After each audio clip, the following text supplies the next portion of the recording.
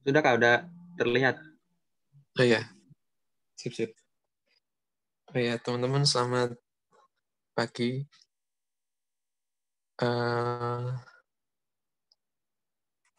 Gimana ya?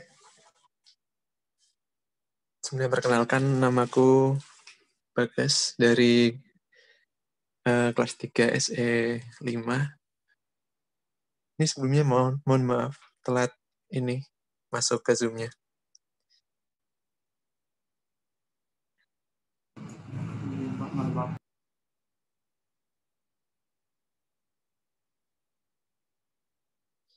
Ya, pagi ini kita akan melakukan KSM StatMat ya. Nah, di StatMat pertama-tama mau ini konfirmasi dulu. Materinya kan ini kan ya, setelah UTS itu benar kan dimulai dari teknik CDF ini kan? Iya, Kak. Oh ya. Iya, Kak, benar, Kak.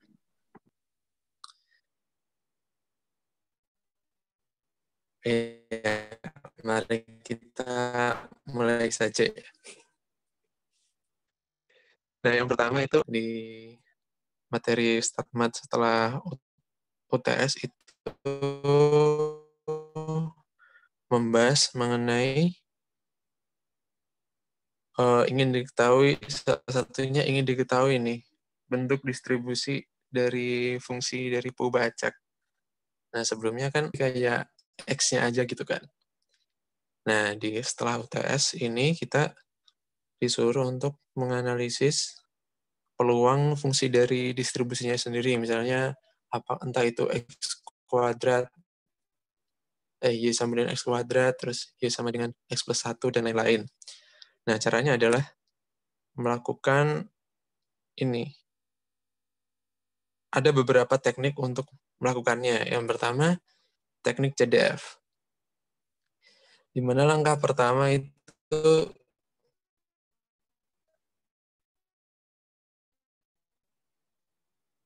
namanya aja teknik CDF ya. Kita harus mencari dulu distribusi kumulatifnya.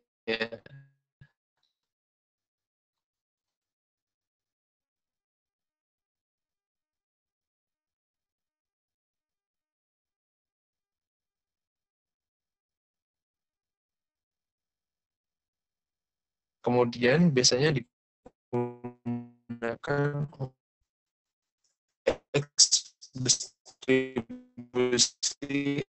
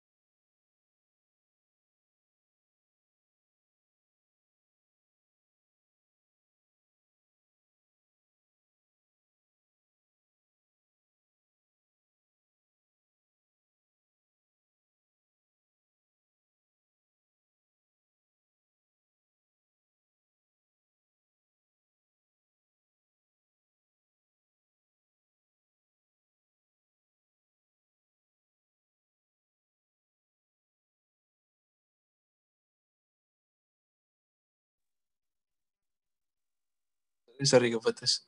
Nah, sampai mana tadi? Sampai ini ya. Nah, kemudian kita selesaikan. Nah, misal y sama dengan x kuadrat. Kita masukkan nih ke rumus teknis CDF-nya. FY sama dengan P, Y kurang dari sama dengan Y. Itu diganti X kuadrat.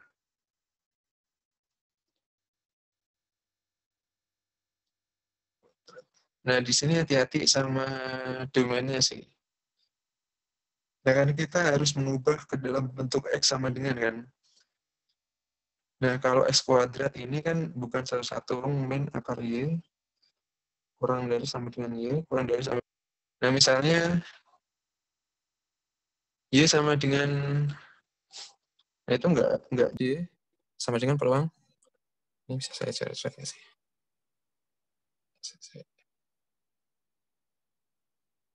Selesai.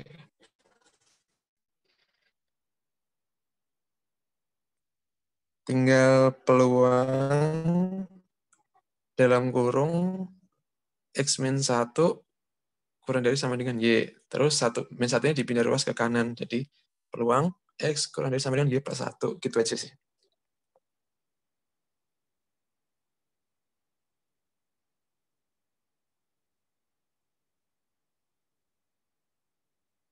Oke, kita lanjut dulu. Lanjut dulu aja. Nanti aku tampilin contohnya kan. Ya, nomor 2 itu kita pakai metode transformasi. Nah, ini di bagi yang pertama itu transformasi one to one, satu. Transformasi satu-satu. Nah, ini menurutku kalau metode transformasi ini, ya aku lebih sering pakai metode transformasi sih daripada CDF. Karena CDF itu hanya fungsi tertentu aja kalau nggak salah. Bisa secara umumnya. Nah, pertama-tama itu di metode transformasi itu fungsi yang diskrit. Kalau fungsi yang diskrit, rumusnya itu Fy sama dengan Fx dalam kurung Wy, di mana Wy-nya itu ya fungsi inverse dari Y-nya sendiri sih. Misalnya, X distribusi geometrik P.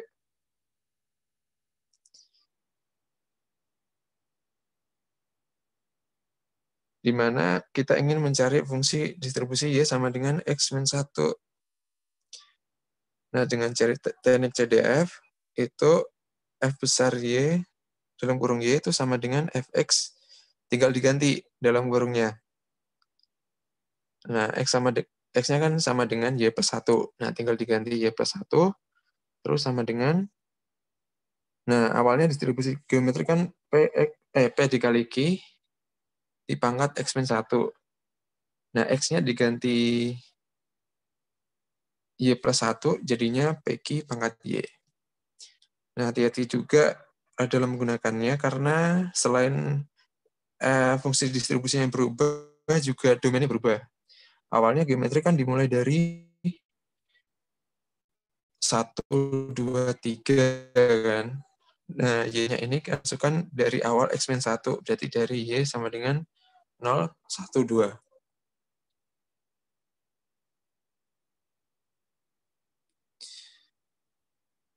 Oke, kita lanjut dulu. Nah, yang kedua itu paling atas ya ini ya. Distribusi kontinu. Distribusi kontinu itu memakai rumusnya ada sedikit perbedaan dari diskrit, di mana F kecil Y sama dengan F kecil Y sama dengan F kecil X WY dikali J. J-nya adalah Jacobiannya, di mana rumus Jacobiannya mutlak Jacobian sama dengan turunan dari WY-nya.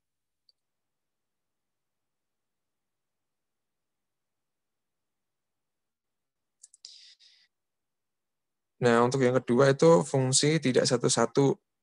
Nah, contohnya memang biasanya itu Y sama dengan X kuadrat, atau enggak Y sama dengan X pangkat 4.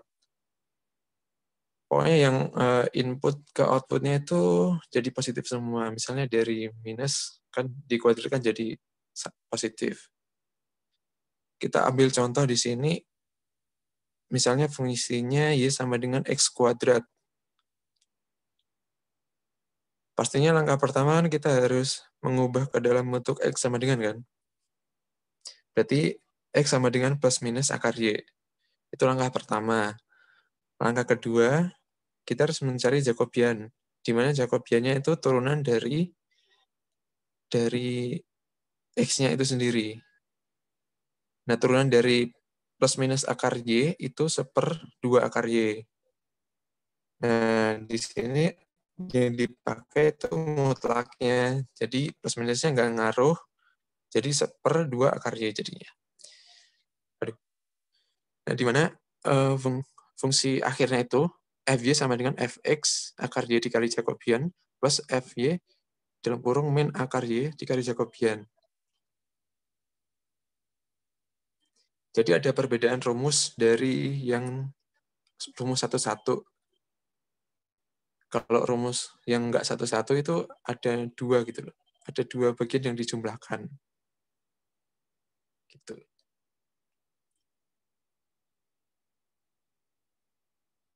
Oke, kita lanjut dulu ke joint transformation.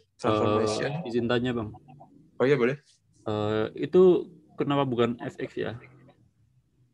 Yang itu fx akar y kali Jacobian plus fy akar y.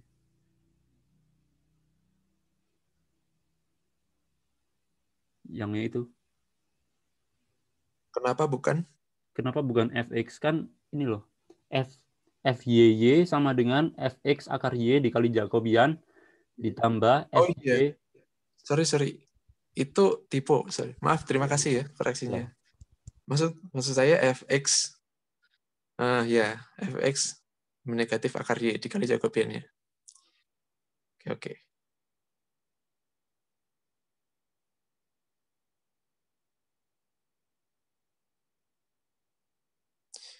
Sip. Lanjut dulu ya ke joint transformation.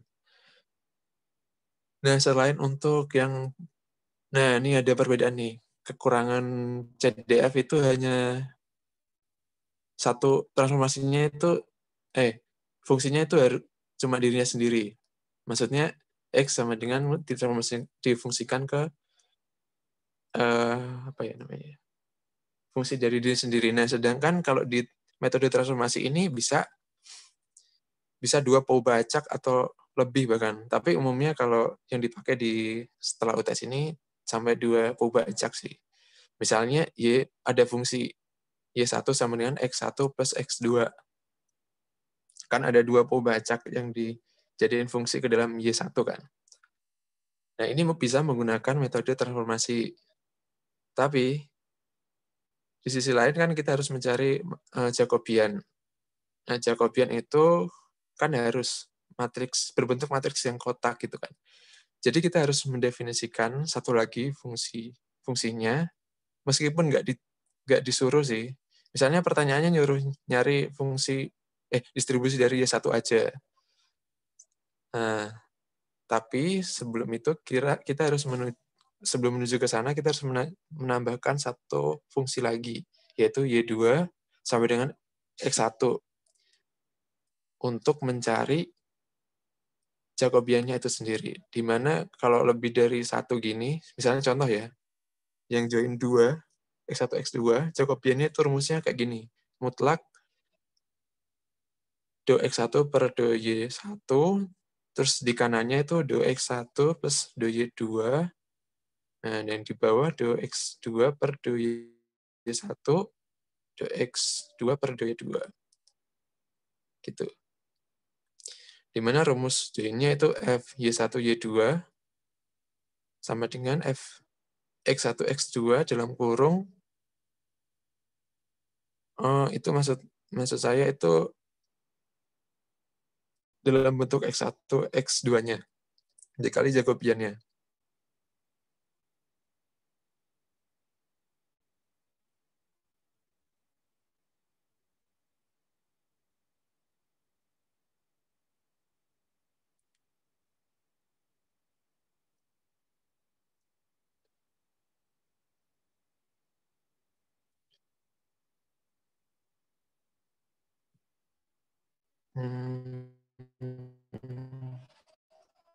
Ya, itu aja sih.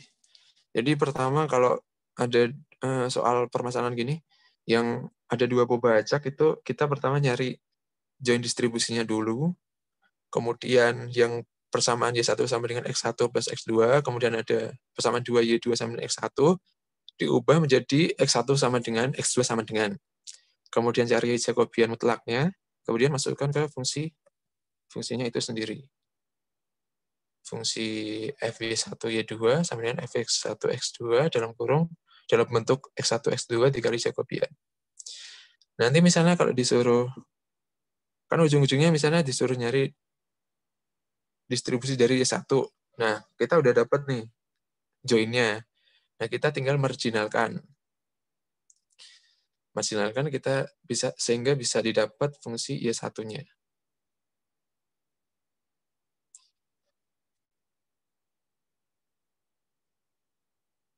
Tuh. Oke, kita lanjut dulu yang ketiga. Ada metode MGF. Metode MGF ini penggunaannya mudah sih daripada yang lain, daripada dua metode sebelumnya. Nah, biasanya metode MGF ini digunakan untuk bentuk yang penjumlahan banyak random variabel. Misalnya Y sama dengan sigma XI sampai N. Pokoknya yang penjumlahan, misalnya Y bisa minimal 2 lah. Y sama dengan X1 plus X2, itu juga bisa, 2 variabel, sampai 3, pokoknya terserah N-nya. Nah, kita tinggal menggunakan definisi MYT sama dengan M sigma XI dikali T sama dengan MX. Karena independen, MX1T dikali itu sama dengan N harusnya. Itu MXNT. Nah, itu bisa diperumum Pi, I1 sampai N, MXIT. Jadi umumnya ini metode MGF ini digunain di distribusi yang udah diketahui gitu loh. Yang udah diketahui fix-nya. Kayak distribusi Bernoulli, itu kalau dijumlah itu nanti bentuknya menjadi binomial. Gitu. Kalau ada fungsi sama dengan sigma xi, distribusi Poisson, distribusi eksponensial. Nah, 3 itu sih. Jadi MGF ini seringnya digunakan ke distribusi yang udah fix. Nah, distribusi yang nggak fix itu kayak gimana? Yang diketahuinya di soal. Diciptain penulisnya, pembuat soalnya sendiri. Kalau yang fix kan, contohnya kan ya tadi ya. Bernoulli, terus Poisson, terus eksponensial.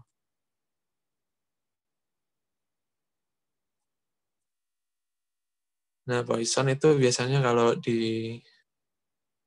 ditransformasiin gini, itu jadinya, misalnya nih, Poisson lambda.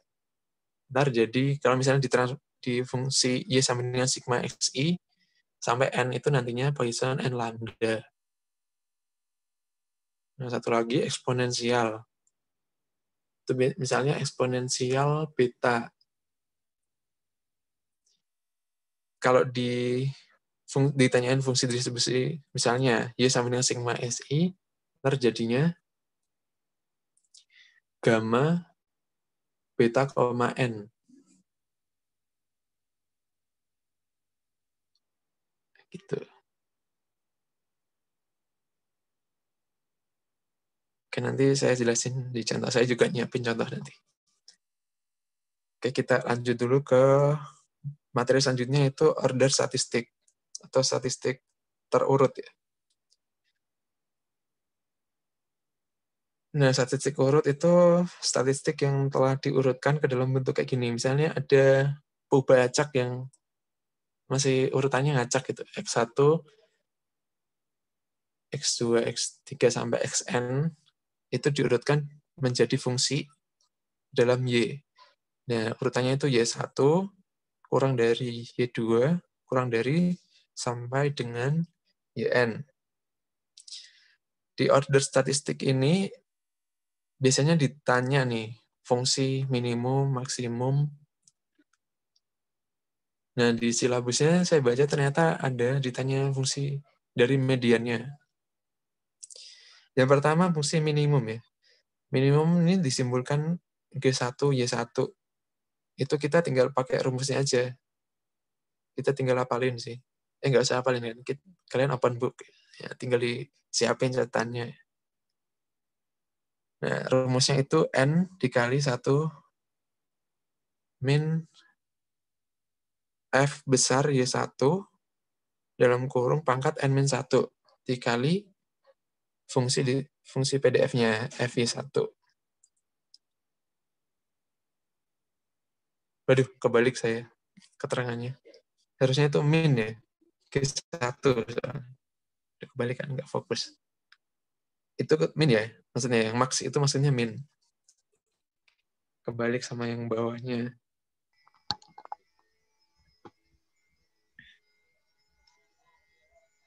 Nah, di order statistik ini langkah-langkahnya itu kita harus nyiapin ini sih. Fungsi kumulatif sama fungsi peluangnya kita siapin di awal, yaitu F besar sama F kecil. Kita siapin di awal, terus kalau misalnya ditanya minimum, itu tinggal kita masukkan ke rumusnya ini. Dan juga biasanya kita harus perhatikan banyak N-nya.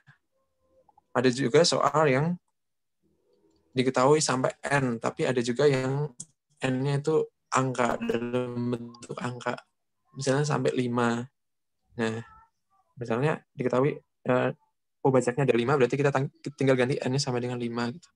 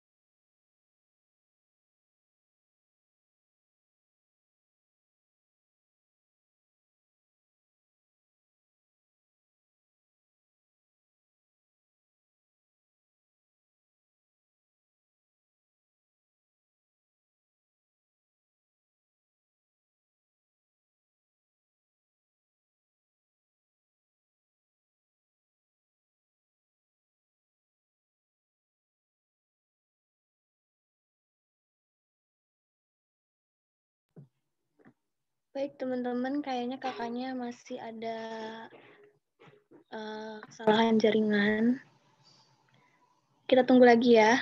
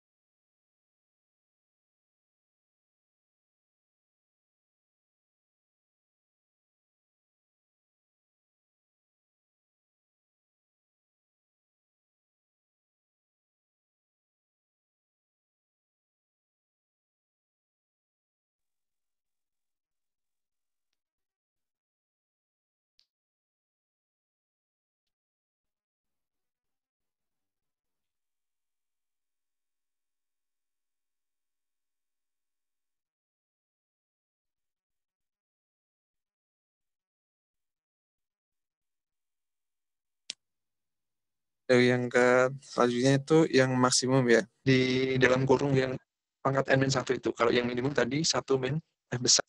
Itu ada rumus umumnya. Kalau misalnya ditanya entah itu K-nya berapa, 2 atau 2, 3, 4, pokoknya yang enggak di ujung. Yaitu ada rumusnya sama dengan N faktorial per K-1 faktorial N-K faktorial ya. Dan masukin, kita tinggal ganti. Nah, misalnya ditanya nih, median. Median kan yang distribusi dari median. Yang paling tengah kan berarti. Misalnya, banyak peubahnya itu ada 5. Berarti kan ada Y1 sampai Y5. Berarti mediannya kan Y3. Nah, kalau disuruh cari berarti G3, Y3. Nah, kita tinggal sesuaikan N sama K-nya dan dimasukkan rumus ini.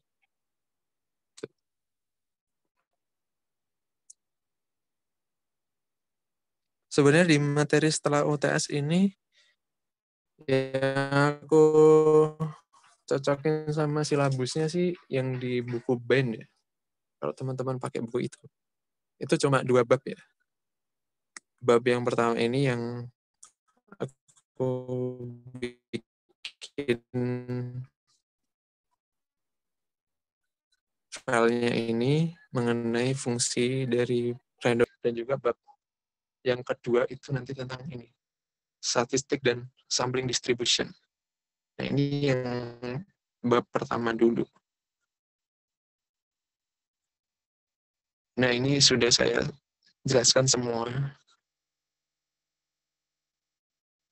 Ada 4 poin lah intinya ya. Dari teknik CDF, terus ada metode transit.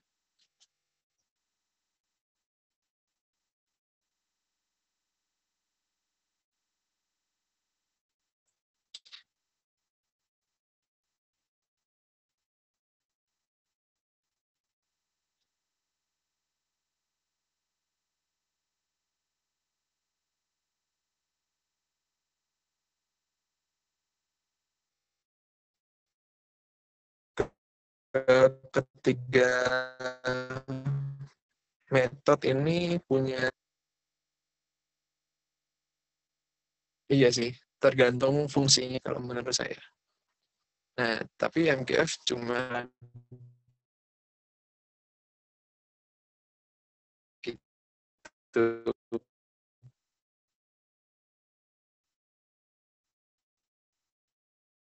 Yang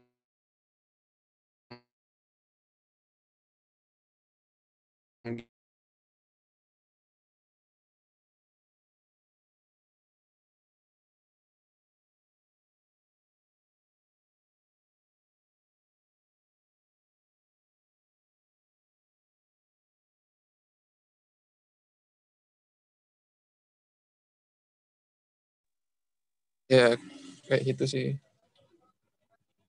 Transformasi itu yang paling umum digunain. Terus CDF. CDF ini hanya khusus untuk satu fungsi dari satu variabel aja. Tuh.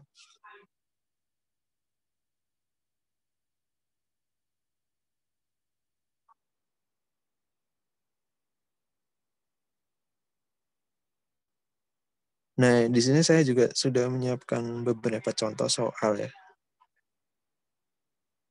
Yang pertama itu kita lihat satu-satu aja ya. Di situ saya ambil dari buku BEN. Di situ ada banyak sekali variasi soal. Bisa kalian coba nantinya. Di antara ya, ini yang pertama nih, diketahui fx-nya 4x pangkat 3, terus domainnya 0 sampai 1. Sudah disuruh buat memakai teknik CDF, di mana fungsinya itu A, I sama dengan X pangkat 4, dan B, Y sama dengan E pangkat X. Ini kalau dosennya Pak Timbang atau Bu Erni pasti sudah kerjakan lah. kan tugasnya dari sana, di buku B. Nah, kita coba lihat ya, yang nomor A, itu fungsinya kan Y sama dengan X pangkat 4. Nah, ini harusnya merupakan fungsi yang bukan satu-satu. Nah, tapi kita lihat di sini, domainnya itu ternyata positif aja, 0 sampai 1. Jadi bisa kita anggap satu-satu sih. Nah, di dalam penggunaan teknik CDF ini, langkah pertama kan, nah di soal diketahui fungsi peluangnya. Pertama-tama kita harus nyari fungsi distribusinya, F besar X-nya. Dimana caranya kan harus mengintegralkan kan. 0 sampai X, 4T pangkat 3 dt. Nah, ketemu fungsi distribusinya, distribusi kumulatifnya, X pangkat 4, 0 sampai 1. Lalu kita tinggal masukkan yang ditanyakan, FY kan. FYY sama dengan peluang Y kurang dari sama dengan Y. Nah, Y besarnya kita ganti X pangkat 4. Nah, sama dengan peluang X. Nah, kita ubah ke dalam bentuk X sama dengan kan. Peluang X kurang dari sama dengan Y pangkat 1/4. Lalu kita ubah ke bentuk F besar X dalam kurung Y pangkat 1/4. Lalu kita input ke dalam fungsi F besar X. Nah, ini hati-hati nih, jangan salah input ke fungsinya ya. Karena ada dua fungsi tadi, F kecil dan F besar, yang diinputkan ke fungsi F besar. Nah, fungsi F besarnya tadi kan X pangkat 4. Nah, X-nya itu diganti Y pangkat 1/4. Berarti kan tinggal Y. FY sama dengan Y. Nah, domainnya 0 sampai 1. Nah, penting juga nih, domainnya jangan sampai lupa ngubah juga. Kan tadi dari X ya, kan kita nyarinya Y. Nanti masukkan ke ujung-ujungnya aja, kan X-nya dari 0 ya. 0 pangkat 4 itu 0, 1 pangkat 4 itu 1. Berarti domainnya ya 0, Y, sampai 1. Gitu. Nah, ternyata nggak cukup sampai situ, kadang juga ditanya, kan misalnya ditanya fungsi peluangnya ya, nah kita harus menurunkan kan, F kecil Y, Y-nya itu turunan dari Y. Jadi 1, 0, kurang dari sama dengan Y, kurang dari sama dengan 1. Tuh. Step-stepnya diperhatikan, kalau misal ditanya sampai fungsi peluangnya, ya harus diturunkan, jangan lupa. Nah, kita coba lihat soal yang B ya. Di mana itu fungsinya kan W sama dengan E pangkat X.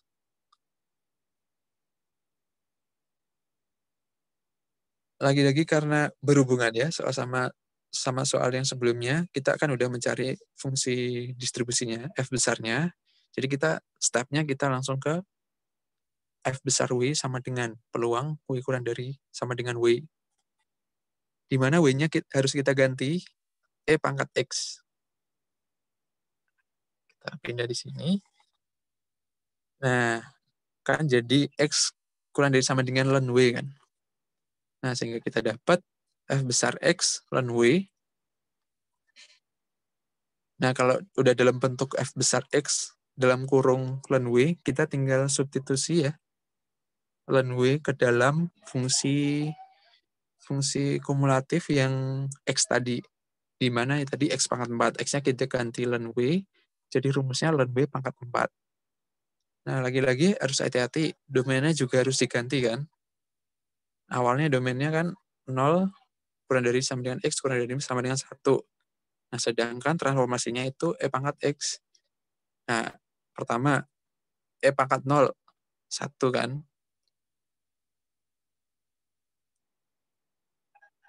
Tadi, iya, E pangkat 0, 1. Terus ujung yang atasnya, E pangkat 1, E. Berarti domainnya 1 kurang dari W kurang dari E. Untuk mencari fungsi peluangnya, itu diturunkan sekali ya. Itu dapatnya 4 per W, ln W pangkat 3. untuk domainnya sama 1 sampai E.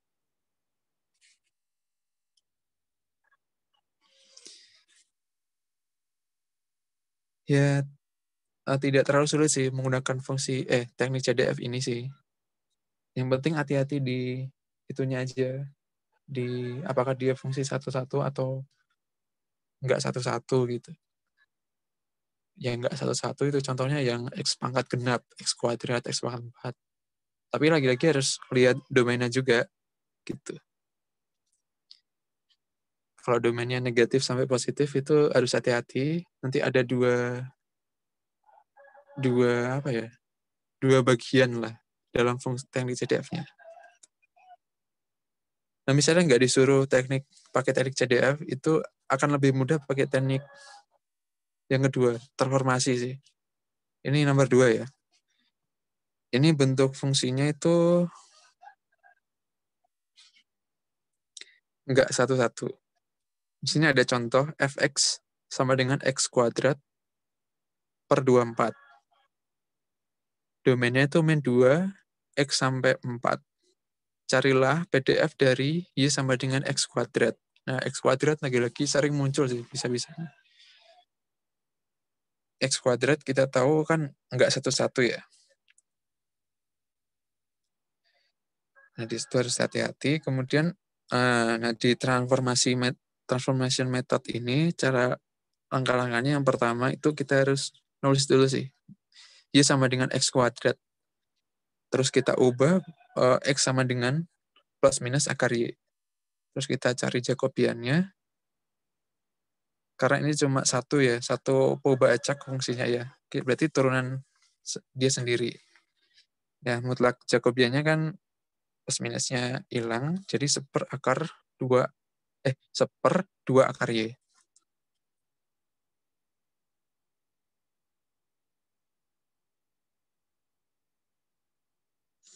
Kemudian kita bisa bergerak ke pembahasan yang lanjutannya itu, yang mencari fungsinya. Nah, di sini harus hati-hati sih, kan domainnya dari min 2 sampai 4 ya. Itu kan nggak simetris ya. Kita bisa bagi ke dalam 2 bagian. Yang nggak satu-satu kan min 2 sampai 2. Yang satu-satu itu 2 sampai 4. Nah, bagian yang nggak satu-satu ini, yang atas itu, yang ada dua part itu, yang Fy sama dengan Fx min akar Y Jacobian plus Fx akar Y Jacobian ya. Ya udah kita tinggal masukkan ya ke dalam fungsi Fx-nya, di mana X-nya harus kita ganti min akar Y dan akar Y. Jangan lupa dikali Jacobiannya. Lalu kita dapat Fy-nya sama dengan akar Y per 24. Nah, ini untuk domain yang 0 sampai 4. Yang tadi loh. Yang domain sebelumnya itu min 2 sampai 2 X-nya. Nah, karena udah ditransformasi X kuadrat, jadi domainnya berubah. Nah, jadi 0 sampai 4.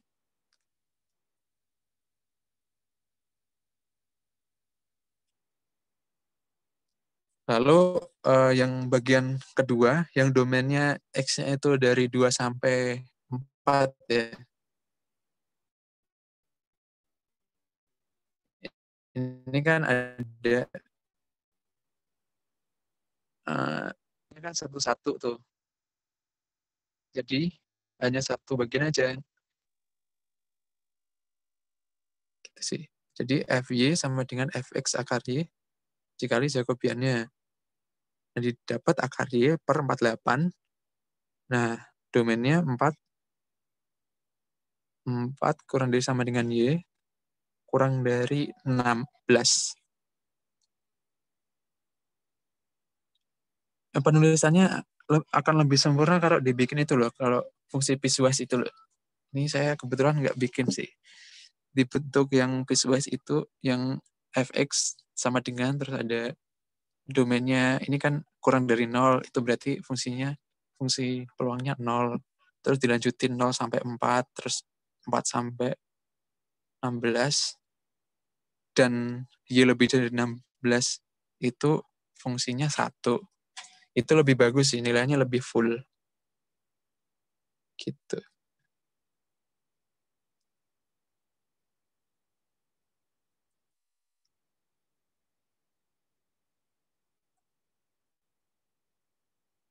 Oke, kita lanjut dulu ya ke contoh yang ketiga. Ini saya ambil contoh yang MGF.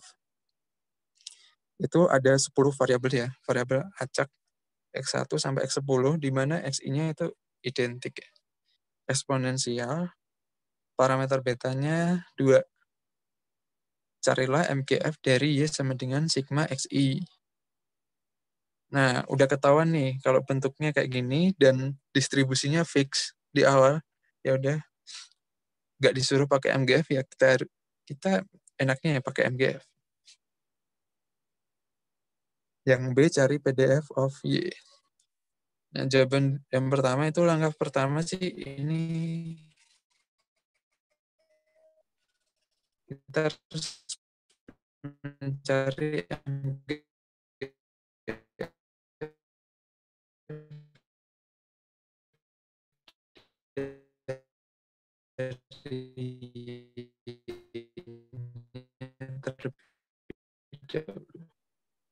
di mana tahu ini MGF dari X-nya kan 2/1 min 2T.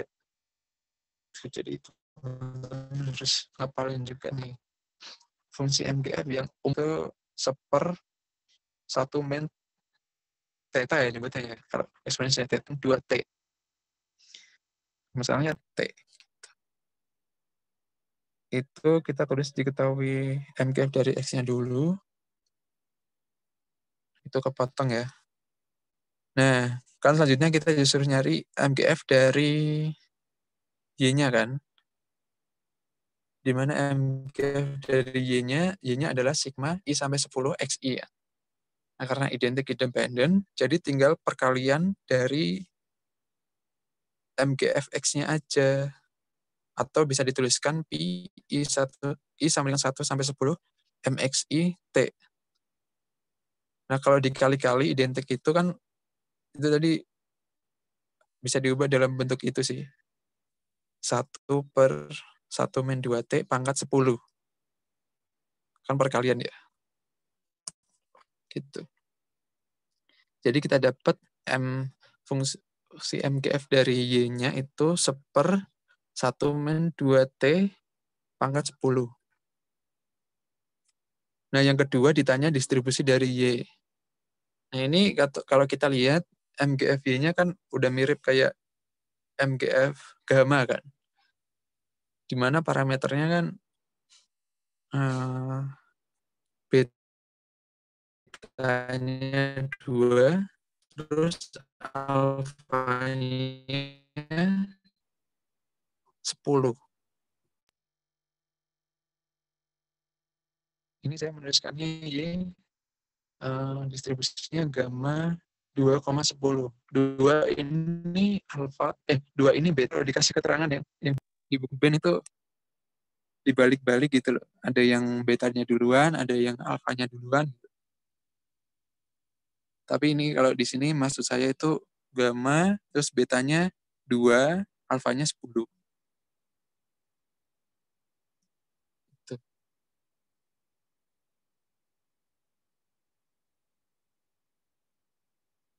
Nah, soal yang selanjutnya itu saya tampilkan yang materi order statistik ya. Nah, itu nomor 4 ya. Random variable sejumlah 5. Ini diketahui nih, N-nya 5. Di mana XI-nya identik independen ya. Biasanya kalau order statistik itu perubahannya identik dan independen sih. XI berdistribusi eksponensial 1. Ini kita buat soalnya yang A itu ditanya Y1 ya, yang paling minimum atau PDF minimum, terus yang B PDF maksimum kan sampai 5 doang, berarti Y5, dan dan yang ke C itu median, PDF mediannya. Nah, apa nih? Kan kita udah diketahui nih, Y1, Y2, Y3, Y4, Y5. Kalau diurutkan berarti PDF median berarti Y3 gitu.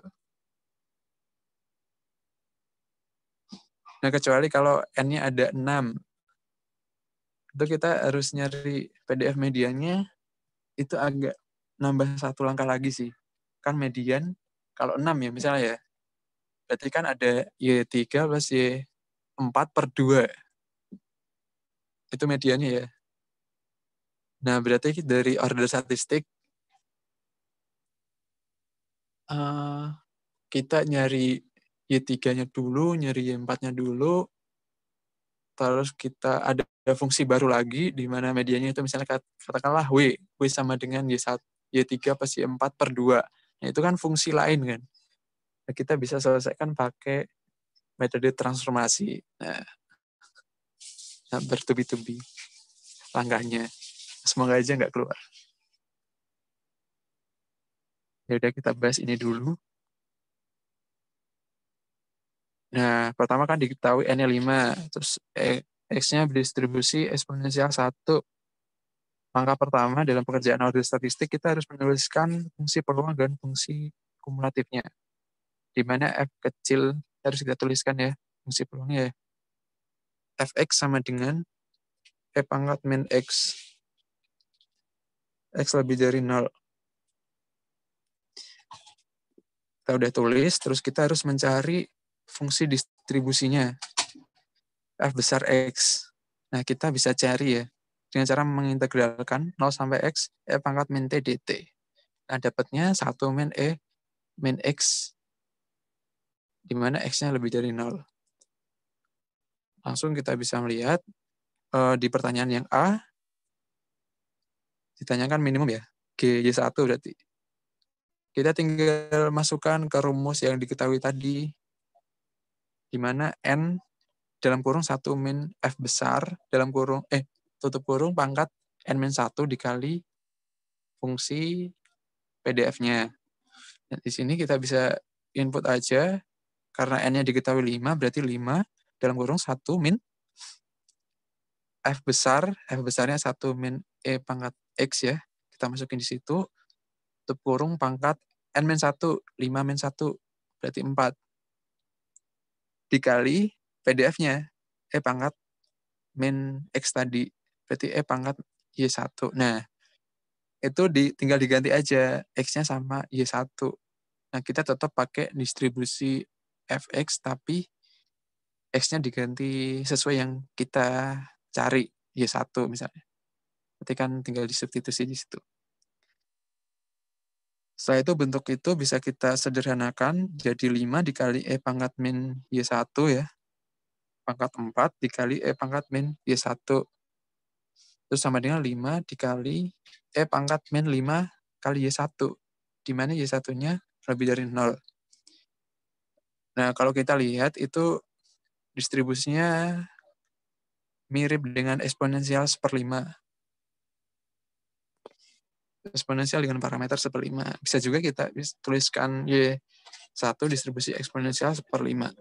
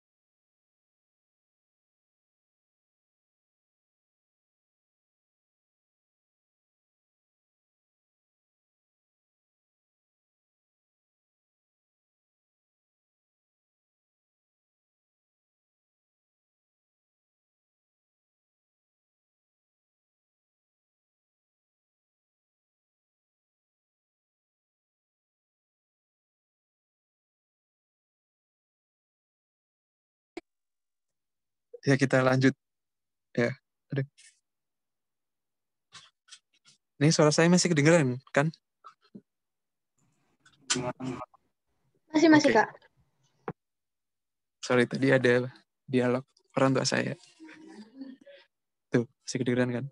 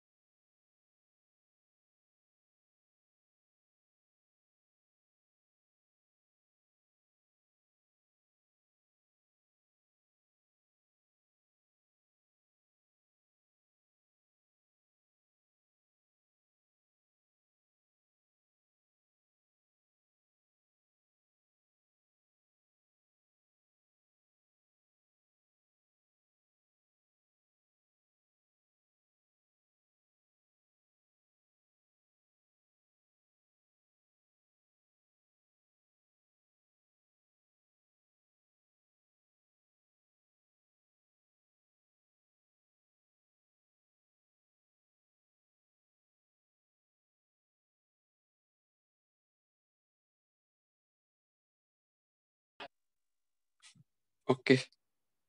Saya sudah mencari tempat yang sepi. Oke, kita lanjutkan. Yang B ya. Yang B itu kita akan mencari maksimum. Kan Y5 kan. Y5 kita tinggal pakai rumus yang maksimum tadi ya. Bedanya cuma yang di dalam kurung sih.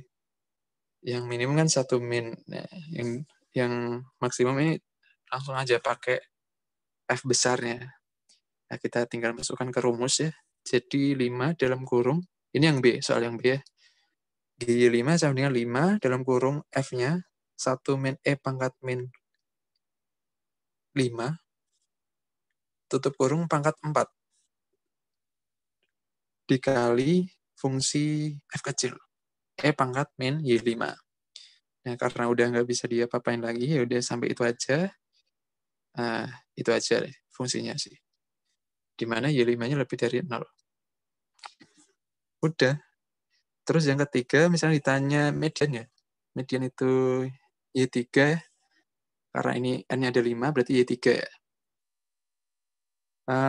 Aduh, itu kekerap sih. Kita tinggal masukin ke rumus yang paling umum, yang GK, YK tadi, di mana K-nya kita ganti 3. Berarti G3 sama dengan 5 faktorial. Per itu harusnya ada per.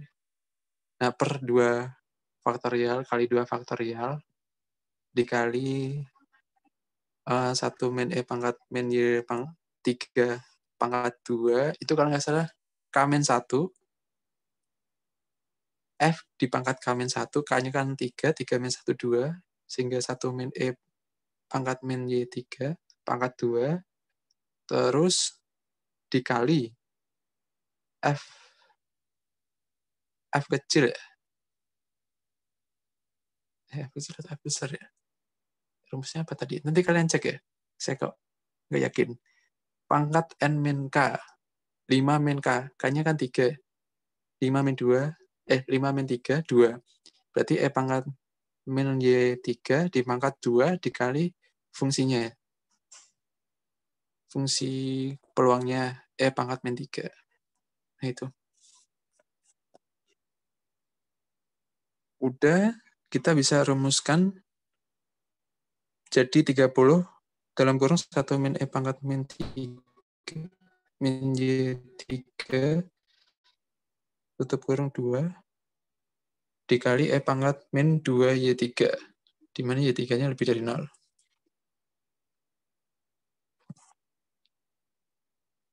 Itu udah sih. Itu soal terakhir untuk bab yang pertama. Gimana teman-teman, ada pertanyaan nggak?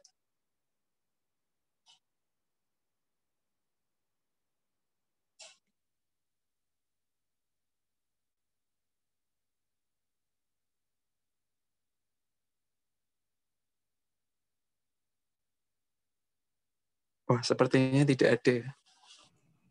Belum, Kak, belum. Itu tadi belum. Kak, yang apa? Kalau misal peubahnya itu genap tuh gimana cari medianya ya? Misalnya ya, ini ada sebenarnya saya bisa nulis ini, tapi sinyal saya nggak kuat ini. Kalau medianya genap ya, kalau N-nya genap ya, misalnya kita contohnya 6 tadi ya. Misalnya random variable N-nya sama dengan 6. Kan ada tuh, Y1 kurang dari Y2 sampai Y6. Nah, kan ada 6 random variable. Nah, medianya kan kalau 6 kan, yang tengah kan 3 sama 4 kan. Y3 sama Y4 kan yang di tengah. Nah, medianya sendiri itu Y3 plus Y4 per 2 kan. Nah, pertama kita definisikan itu dulu. Mediannya berarti Y3 plus Y4 per 2. Nah, titik dulu. Nah, dengan order statistik, kan itu ada komponen Y3 sama Y4. Nah, kita bisa mencari Y3 sama Y4-nya itu dengan order statistik. Nah, kita masukkan G3 sama dengan, terus G4 sama dengan rumus yang umum tadi. GK. GYK. Nah, kalau udah kita dapat nih dengan order statistik masing-masingnya Y3 dan Y4, kita masukkan ke rumus median, di mana W-nya sama dengan Y3 plus Y4 per 2. Nah, kita bisa menggunakan rumus transformasi tadi. Nah, pasti lebih panjang ini. Kan ada 2 variabel, berarti kita harus bikin matriksnya kotak kan.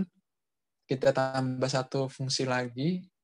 Misalnya W1 sama, yang ditanya ya, mediannya W1 sama dengan Y3 plus Y4 per 2. Kita bikin 1 fungsi lagi, W2 sama dengan Y3 misalnya. Nah, kita lanjutnya bisa selesaikan dengan metode transformasi. Kita cari Jacobiannya, terus kita cari join PDF-nya, terus kita marginalkan. Wah, panjang. Ya, kira-kira seperti itu.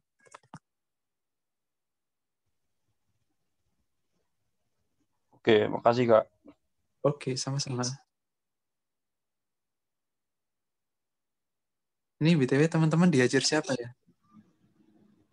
Satu mati ya? Bu Erni. BRI aja untuk KS.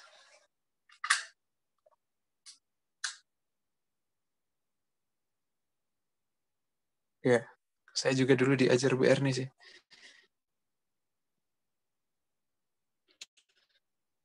Nah, gimana? Ada pertanyaan lagi untuk yang bab pertama ini?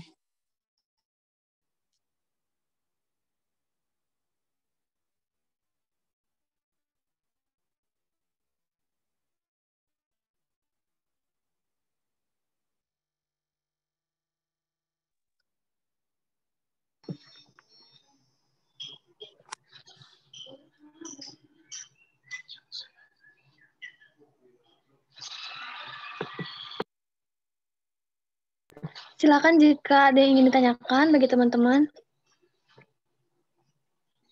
Sepertinya belum ada, Kak. Oke.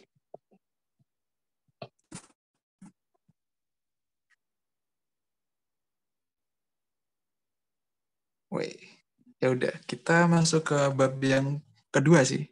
Kedua ya. Ini masuk UAS kan, statistik dan sampling distribution kan? Masuk, Kak. Oke. Nah, ini sebenarnya kan kita di bab ini tuh kita ini pertama nih ada penjelasan statistik sendiri baca kan. Sebenarnya materinya itu kita sangkut-sangkutin sama sampling sih. Kan sebelumnya kita belajar tentang populasi kan. Yang di materi sebelumnya kayak X1 sampai X berapa gitu. Dan di sini kita coba kaitkan dengan statistik dan distribusi sampling ya. Ini sebenarnya ada hubungannya sama Mistad juga ada sih sedikit. Ya udah kita baca bersama-sama yang sudah saya bikin ini saja ya. Pertama nih, misal ambil contoh distribusi normal. Nah, ada karakteristik X bar. Nah, kita tahu nih, XI kan distribusinya normal mu, sigma kuadrat kan. Nah, misalnya ditanya X bar itu distribusinya apa gitu. Sebenarnya kita harus coba-coba sendiri sih. Ada banyak variasi juga sih. Tapi ini di dalam file ini udah saya coba tulis kebanyakan sih. Jadi paling ada 1-2 yang belum. Nanti teman-teman cari sendiri. Nah, misalnya kita disuruh nyari kan X bar distribusinya apa gitu. Di sini kita bisa memakai teknik MGF, di mana kita pertama bisa menuliskan MGF X-nya dulu, MXT. Nah, teman-teman harus siapin tuh jenis rumus buat ujian. Nah, di mana MXT buat normal kan eksponensial mu T plus setengah sigma kuadrat T kuadrat. Nah, dari rumus itu kan kita bisa pakai metode MGF ya. MX bar T, kita bisa tuliskan X bar kan M sigma XI per N dalam kurung T, kita bisa bawa ke definisi MGF-nya dulu. Di mana sama dengan ekspektasi E pangkat seper XI per N dikali T. Nah, kita bisa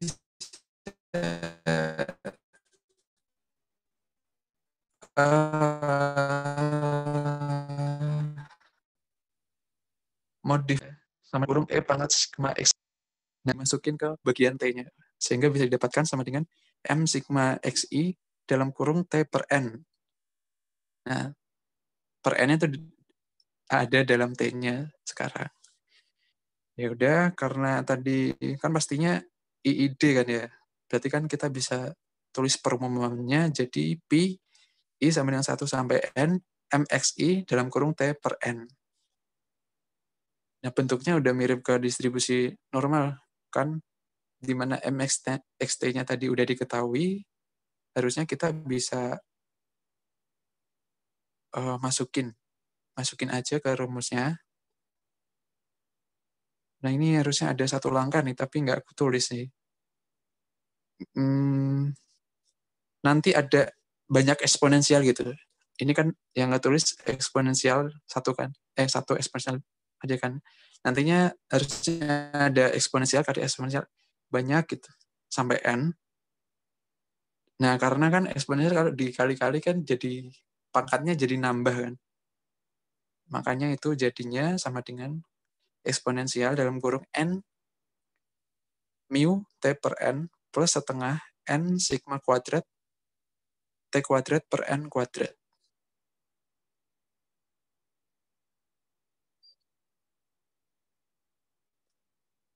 Intinya ada sebanyak n eksponensial nanti. Gitu sih. Ya pasti teman-teman udah nyoba lah. Nah, karena N-nya ada yang sama ya. Maksudnya pembilang dan penyebutnya tinggal kita coret ya. Coret-coret itu kita bisa rumuskan jadi eksponensial kali T kuadrat. Nah, di mana kita bisa dapat distribusi baru ya. X bar distribusi N.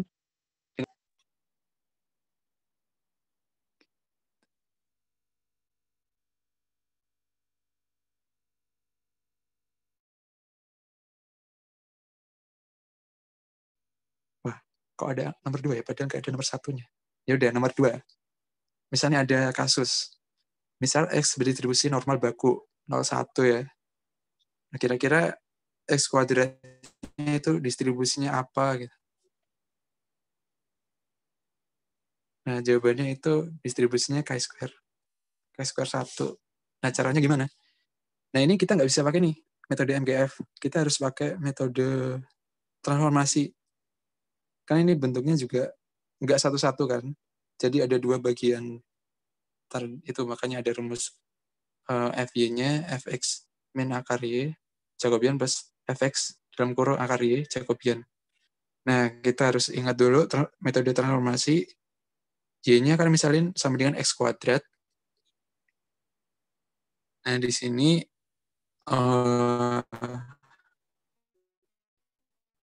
kita cari x-nya, terus Jacobiannya kita masukkan ke dalam rumus FY-nya. Kita tinggal input min akar y dan juga Jacobiannya ke dalam rumusnya. Kita selesaikan dah.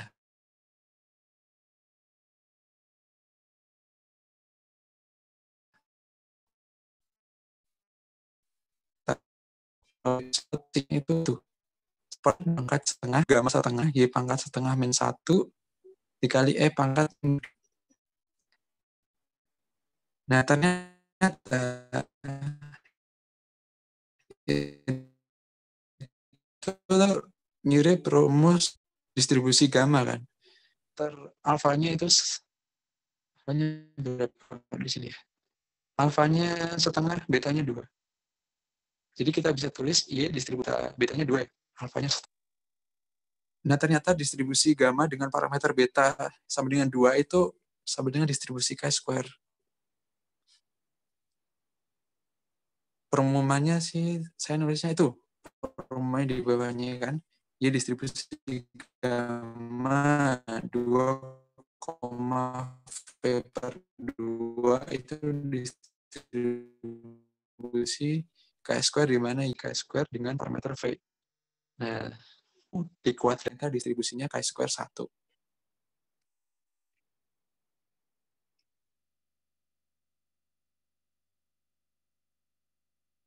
Nah, kita lanjut dulu nomor 3 ya. Misal di situ ada X berdistribusi gam theta, K. Theta kappa ya. Terus ditanya Y sama dengan 2X per theta itu distribusinya apa? Ini kayak sempat juga keluar sih di soal tahun lalu kalau nggak salah. Atau 2 tahun lalu ya. Y sama dengan 2X per theta. Itu distribusinya apa? Ternyata kita bisa pakai metode MGF juga di sini. Nah, caranya kita tampilkan dulu MGF-X-nya, di mana S-nya kalau gamma kan kayak gitu kan. 1/1 min theta T dalam kurung pangkat K. Lalu kita masukkan aja itu MYT-nya, di mana YT-nya itu 2X per theta ya. Kita bawa dulu ke rumus ekspektasi. Nah, kita modifikasi menjadi sama dengan E, ekspektasi dalam kurung E pangkat X dikali 2T per theta. Nah, itu merupakan MGF dari MX dalam kurung 2T per theta. Nah, ketika kita masukkan ke MGF-X-nya dengan mengganti T-nya menjadi 2T per theta, ternyata dapat MGF Y-nya kayak gitu. seper 1-2T pangkat K. Pangkat K kan 2K per 2. Nah, ternyata dapat Y distribusi gamma 2, K. Nah, itu merupakan distribusi chi-square. Chi-square dengan derajat bebas 2K.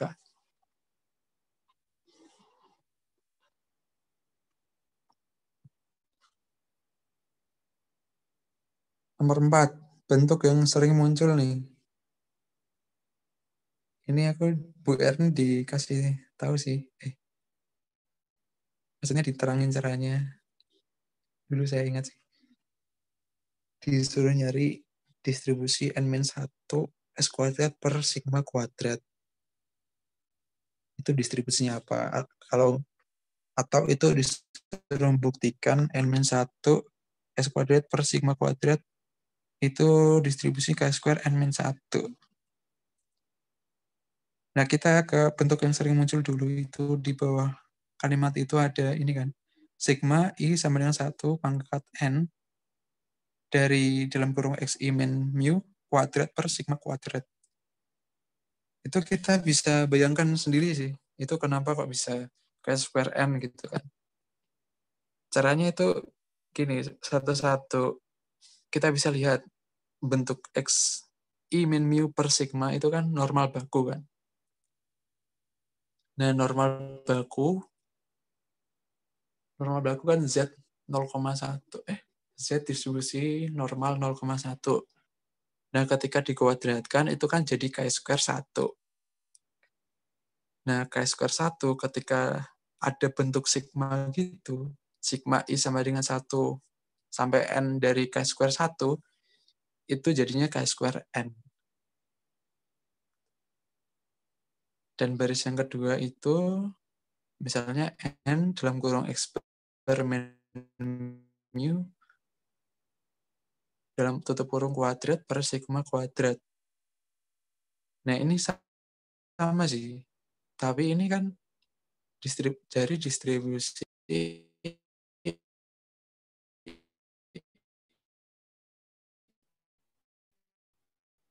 X bar. Bentuk baku dari X bar kan X bar min mu per sigma per N. Karena mu kuadrat per N. Iya. Makanya bentuk bakunya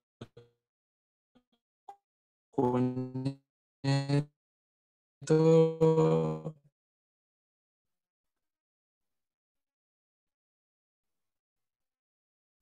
bentuk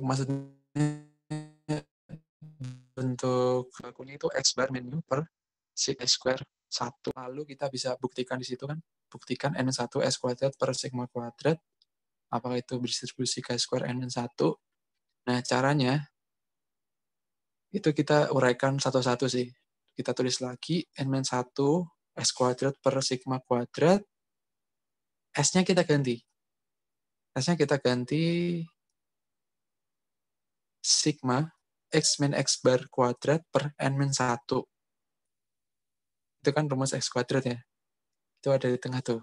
Di kirinya itu ada N-1, terus dikali seper sigma kuadrat. Nah, N-1-nya kita bisa coret, sehingga bisa dapat sama dengan sigma I sama dengan 1 sampai N dari X min X bar kuadrat per sigma kuadrat. Nah, kita nyari itu distribusinya apa gitu. Nah, dalam buku Bain ternyata ada uraian seperti ini. Di hint itu, di mana sigma I sama dengan 1 sampai N dari X I min mu kuadrat per sigma kuadrat itu sama dengan sigma I sama dengan 1 sampai N dari X I min X bar kuadrat per sigma kuadrat plus N X bar min mu kuadrat per sigma kuadrat. Nah, kita pengen nyari yang tengah itu, yang ada tanda tanyanya itu kan, sesuai yang di atas kan. Nah, ternyata sebelumnya kan di ruas kiri kita udah ketahui itu distribusinya chi-square N. Dan yang di ujung kanan itu distribusinya chi-square 1. Yang di tengah itu apa? Yang di tengah itu chi-square N-1, karena kan itu penjumlahan ya. Kalau chi-square kalau dijumlahin kan tinggal bertambah kan derajat bebasnya. Berarti gini, kalau kita tambahkan berarti x kuadrat n-1 plus kok x kuadrat sih? K square kuadrat n-1 ditambah k square 1 itu hasilnya k square n kan, sesuai yang di kiri. Berarti yaitu jawabannya di tengah, sehingga kita bisa dapat n-1 s kuadrat per sigma kuadrat itu distribusinya k square n-1.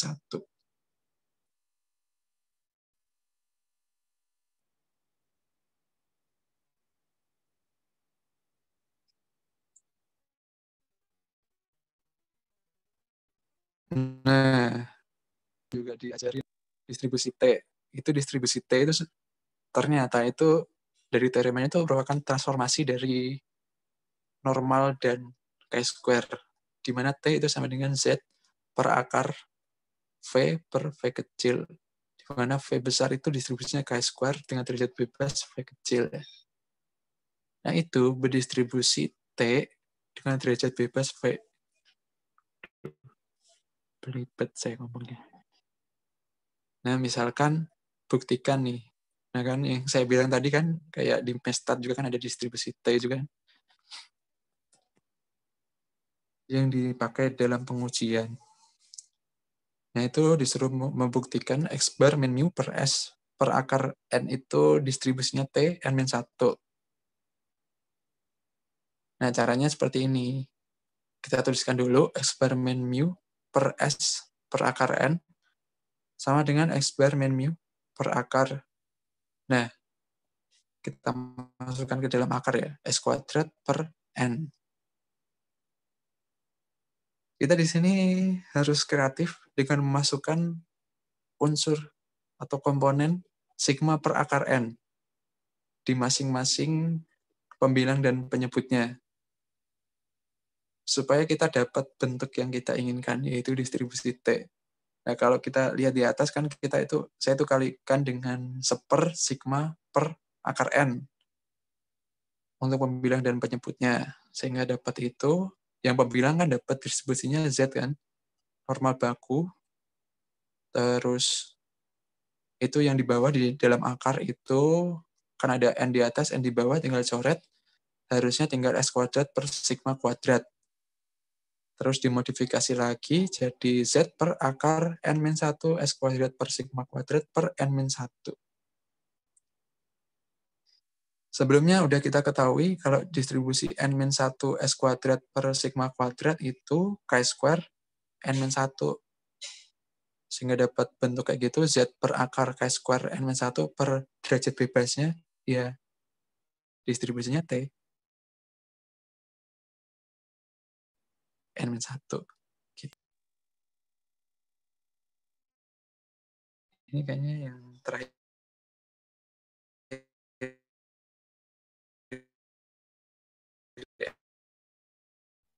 Yang distribusi F itu dari KS V1 per V distribusi F dengan derajat bebas V1, V2. Di mana V besar 1 itu K-square. V2 juga K-square juga. Dengan derajat bebas V1, V2. Itu kita disuruh membuktikan ya. S1 kuadrat dikali sigma 2 kuadrat per S2 kuadrat, sigma 1 kuadrat itu distribusinya F. Di Mestat kan ada tuh pengujian F kan. Itu kan pakai statistiknya kan S1 kuadrat per S2 kuadrat juga kan. Nah, itu kita hubung-hubungin aja nih di StatMat. Nah, kita bisa membuktikan dengan cara kita tuliskan dulu S1 kuadrat dikali sigma 2 kuadrat per S2 kuadrat dikali sigma 1 kuadrat. Kita ubah bentuknya, kita masukkan komponen N1 min 1 dan N2 min 2 di situ. Dan pada akhirnya kita dapat distribusi, dapat bentuk chi-square per chi-square yang berdistribusi F V1, V2. Tuh, ini kepotong sih.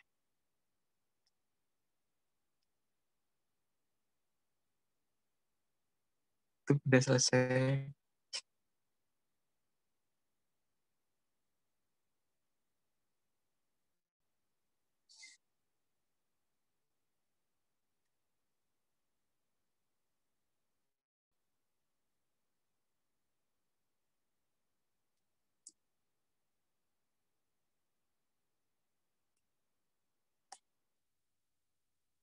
Nih, saya mencoba mengumpulkan 2 latihan ya. Yang biasanya ditanyakan juga. Ini saya ambil dari buku Ben. Nomor 1 ya misalnya ya.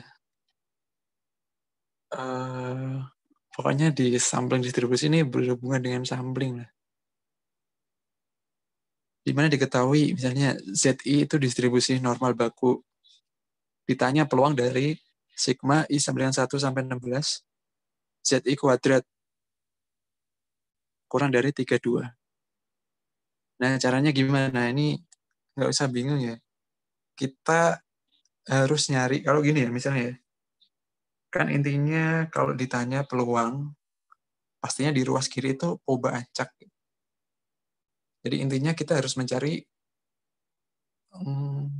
distribusi dari yang di ruas kiri itu, sigma ZI kuadrat. Nah, nyarinya itu satu-satu sebenarnya. Dari ZI kuadrat dulu. Kita tahu kalau ZI kuadrat itu kan apabila diketahui ZI-nya itu normal baku, kalau dikuadratkan jadi Chi-square 1. Nah, ketika Chi-square 1 di sigma, dari I sampai 1 sampai 16 itu jadinya Chi-square 16. Jadi kita bisa tulis di situ peluang square 16 kurang dari 3 kita di tabel untuk peluangnya. Itu langkah-langkahnya.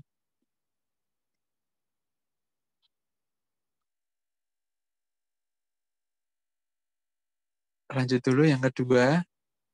Di situ misalnya disediakan ya, X itu distribusi normal dengan parameter mu, sigma kuadrat, kemudian ZI itu distribusi normal baku.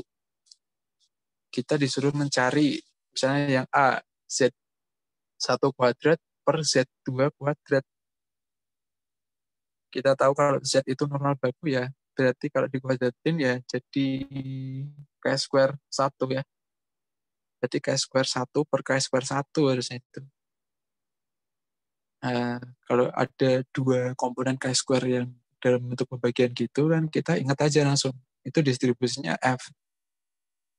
Ya udah kita bikin lah komponennya, kita tambahkan di situ per satu untuk masing-masing pembilang dan penyebutnya, supaya jadi kayak bentuk transformasi yang ada di teorema F. Sehingga bisa kita simpulkan kalau itu tuh berdistribusi F 1,1. Nah, misalnya yang B, Z1 kuadrat per Z2 kuadrat. Nah, kita tahu nih, Z1 kuadrat kan Chi-square. Chi-square ditambah Chi-square.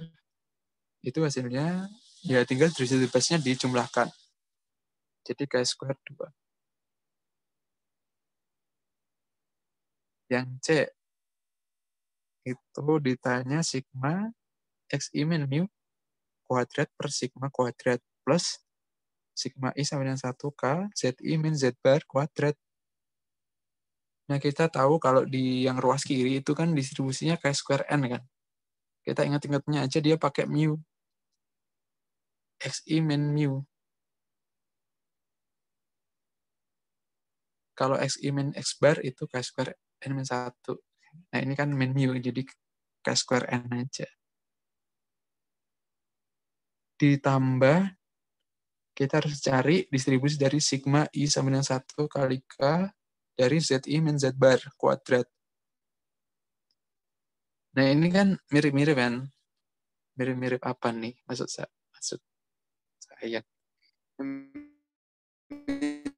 Mirip yang sebelumnya tadi, yang XI min X bar per sigma kuadrat. Karena ini konteksnya Z ya. Z kan normal baku, dan diketahui sigmanya 1 itu harusnya ada per sigma kuadrat, tapi sigmanya 1 ya nggak ditulis. Itu kuadrat itu kalau kalian cari itu distribusinya K² K-1.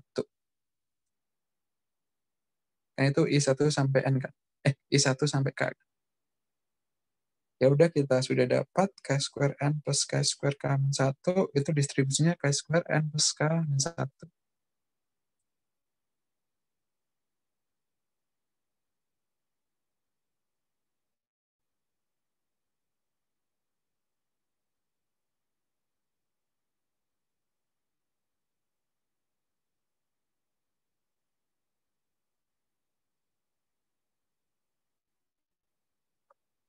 Sudah sih.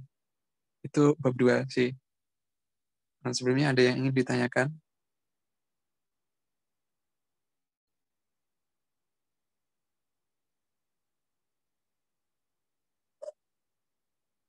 Karena sepertinya sudah semua, ya saya jelaskan. Ya sih, ya kebetulan saya nyiapin materinya ya sampai ini aja sih.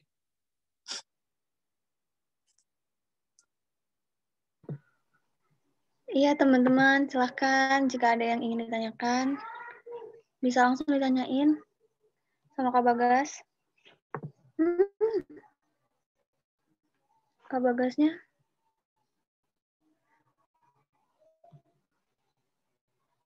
Kak Bagasnya keluar ya?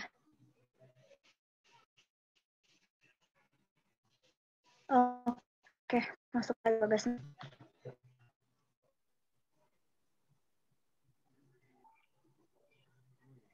Berhubung UASnya masih lama ya, Ya, teman-teman. ya kalian siapin aja, perdalam aja. Matematika.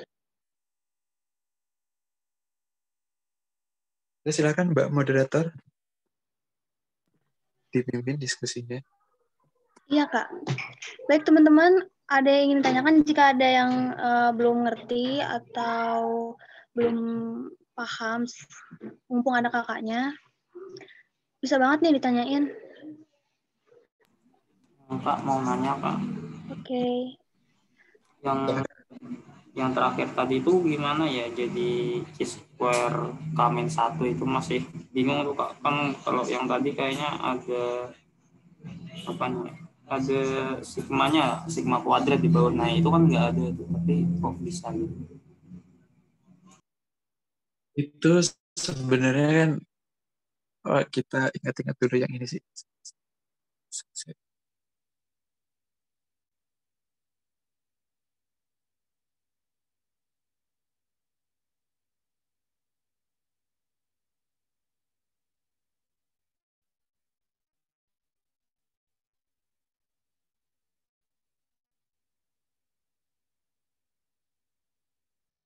Yang bentuk ini loh, yang I sama dengan 1 sampai N X min X bar kuadrat per sigma kuadrat kan.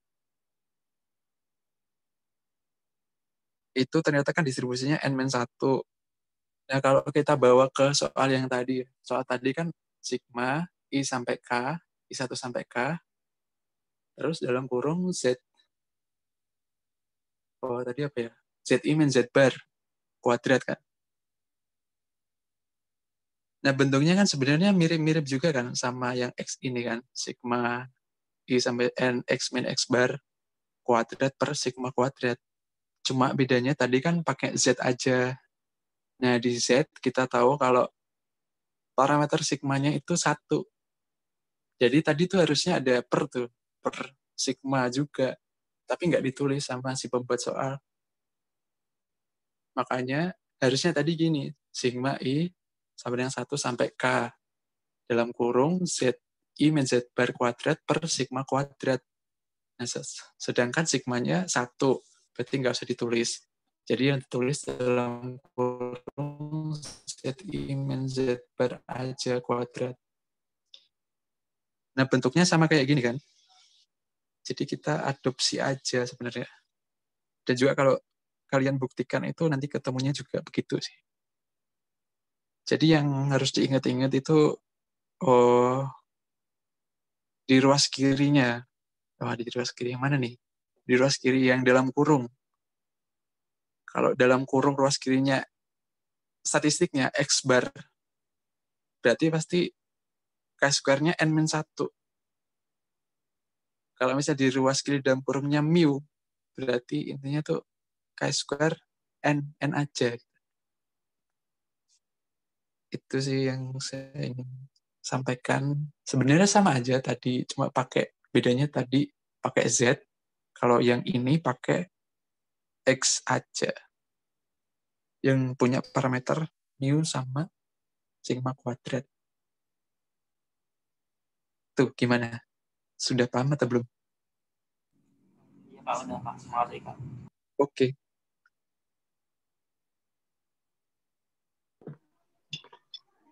Baik, terima kasih Ilman. Ada lagi nggak teman-teman yang mau ditanyakan ke Kak Bagas?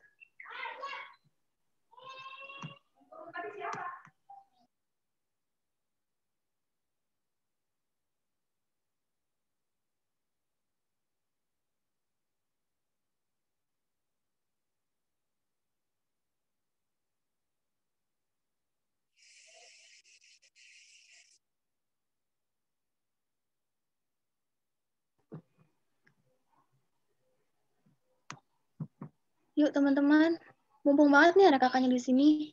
Jadi kalau misalkan ada yang bingung atau gimana, bisa langsung ditanyain. Bisa langsung dapat jawabannya juga.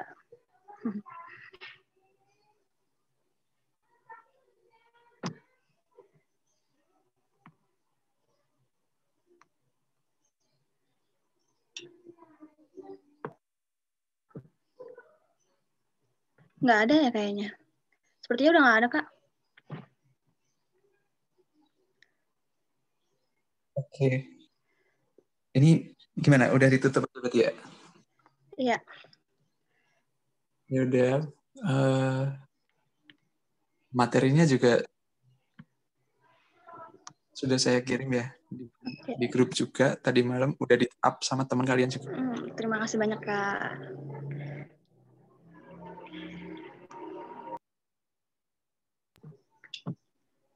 Oke, terima kasih banyak kepada Kak Bagas atas waktunya.